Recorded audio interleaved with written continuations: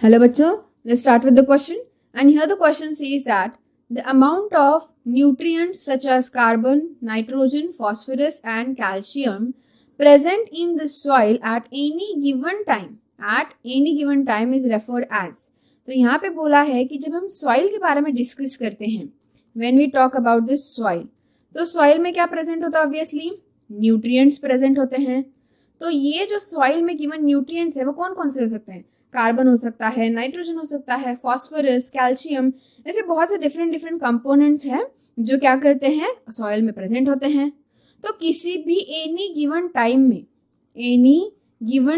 में इन न्यूट्रिएंट्स की जो वैल्यू उसमें प्रेजेंट होगी, जो अमाउंट प्रेजेंट होगा एट एनी गिवन टाइम, इन न्यूट्रिएंट्स का जो अमाउंट सॉइल में प्रेजेंट होगा उसे क्या कहा जाता है?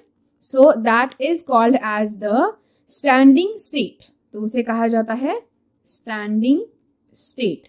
तो स्टैंडिंग स्टेट ऐसी सिचुएशन है, दिस इज द कंडीशन और सिचुएशन कि एट एनी गिवन टाइम, कोई भी गिवन टाइम में उस सॉइल में जो न्यूट्रिएंट्स का जो अमाउंट प्रेजेंट है उस अमाउंट को स्टैंडिंग स्टेट कहा जाता है. फिर वो कोई भी न्यूट्रिएंट हो सकते हैं, जैसे कि यहाँ पे क्वेश्चन में बहुत सारे न्यूट्रिएंट्स गिवन भी है.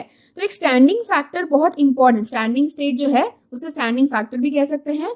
तो जो स्टैंडिंग फैक्टर होता है ना, वो एक बहुत इंपॉर्टेंट फैक्टर है. So here we write standing factor which is a very important factor.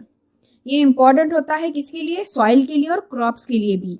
क्योंकि ये क्रॉप्स के लिए इतना ज्यादा इंपॉर्टेंट क्यों है? Important for crops because soil में जितना ज्यादा न्यूट्रिएंट होगा उतने अच्छे क्रॉप्स वेल्ली डेवलप्ड और ग्रो होंगे और उतना ज्यादा मैक्सिमम क्या मिलेगा? मैक्सिमम यील्ड मिलेगा, राइट?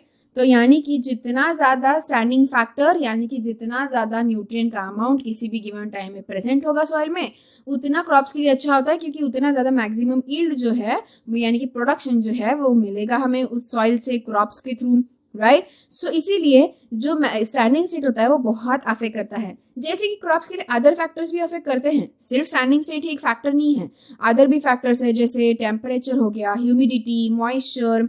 तो ये सारी चीजें तो मैटर करती ही हैं. यानी कि सिर्फ ऐसा नहीं कि स्टैंडिंग स्टेट पे ही डिपेंड करता है, बल्कि जो बाकी के भी मतलब चीजें हैं कि वहाँ पे टेम्परेचर कैसा है, ह्यूमिडिटी कैसी है, सनलाइट सही से मिलती है या नहीं, मॉइस्चर जो एनवायरनमेंट में गिवन प्रेजेंट है कि नहीं, ये भी सारे लिमिटिंग फैक्टर्स होते हैं, ये भी मैटर करते हैं. और उनके साथ साथ स्टैंडिंग स्टेट भी मतलब यानी कि स्टैंडिंग फैक्टर भी मैटर करता है. तो यहाँ पे हमारा करेक्ट आंसर ऑप्शन क्या आएगा?